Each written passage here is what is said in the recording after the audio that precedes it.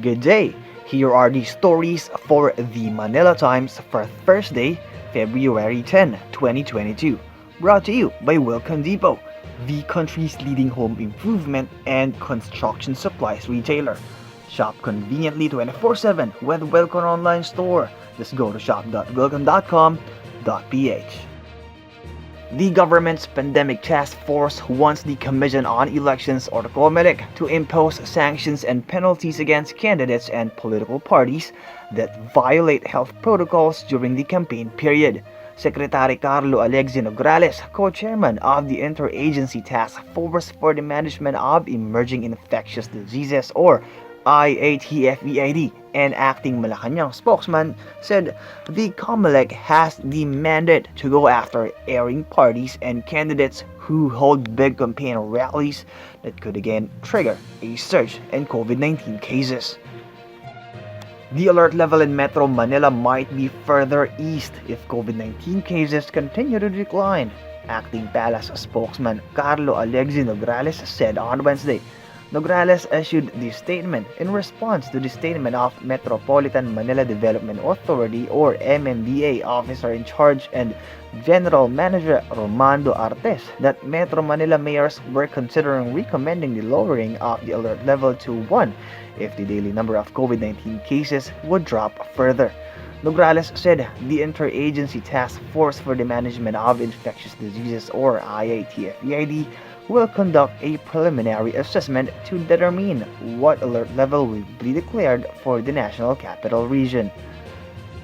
A number of political analysts urge the presidential candidates to focus on platforms and issues rather than fanfare during their campaign. Another political analyst, Ramon Casiple, agreed with Tayaw. He cautioned that a candidate's stand on issues, especially relating to the COVID-19 pandemic and the economic crisis, could cost or earn a vote. Meanwhile, University of the Philippines Department of Political Science Assistant Professor and political analyst Jean Franco said that preferences speak a lot about a candidate. She said that former Senator Ferdinand Bongbong Marcos Jr.'s choice of venue, the Philippine Arena, could be seen as a bold choice, an expression of confidence to engage a massive crowd in such a big venue. The Food and Drug Administration or FDA said that it is finalizing the guidelines for the online selling of non-prescription medicines to lift the limit imposed by drugstores and pharmacies. Under current regulations, licensed drugstores and pharmacies are allowed to receive orders online, but they are still required to dispense medicines over the counter. In a briefing on Wednesday, FDA officer in charge Dr. Oscar Gutierrez said the agency was drafting for public consultation the guidelines that would allow e-pharmacies to operate even without physical branches. Only non-prescription drugs will be sold via the e-pharmacy service. Scaling up green financing and strengthening collaboration between public and private sector will help the Philippines achieve a sustainable and resilient future, said government officials and the Asian Development Bank or ADB. In a virtual forum on Wednesday, National Economic and Development Authority Undersecretary Mercedita Sambil said the government has started implementing reforms to promote sustainable and green practices. Some of these initiatives include the Sustainable Finance Framework that engenders sustainability principles in the bank's corporate governance, the Securities and Exchange Commission's sustainability reporting guidelines for publicly listed companies to guide companies in assessing and managing non-financial, especially activities related to the environment, and the Philippine Sustainable Finance Roadmap and its guiding principles that lay down strategic actions to promote sustainable finance in the country. Topping sports, Nathan Chen had just shattered the world record for a figure skating short program, even throwing a defiant fist in a rare display of emotion when he was asked how he'd spend the next 48 hours before his long-awaited Olympic coronation. He left the crazy, the downright stunning, on the ice of Beijing's historic capital indoor stadium. Wearing a confident smirk, Chen avenged his poor short program from 4 years ago at the Pyeongchang Games in the biggest way possible.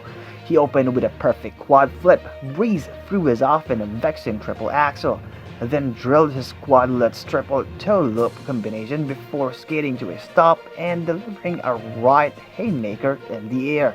His score was 113.97 points, nearly 2 more than the previous world record set by rival Yuzuru Hanyu, and 6 points clear of second place Yuma Kagiyama, headed into Thursday's free skate. Devin Booker scored 35 points and Chris Paul had 16 points and 12 assists to lead the Suns to their NBA high 44th win, 114 over 109 over the 76ers on Tuesday, Wednesday in Manila. The Suns rallied from a 14-point deficit to win 40-14 time in 15 games, raising their record to 44 over 10. Up to next this week for Phoenix, an NBA Finals rematch at home against the Bucks. Today's editorial tackles how the G20 meetings offer opportunities for the Philippines.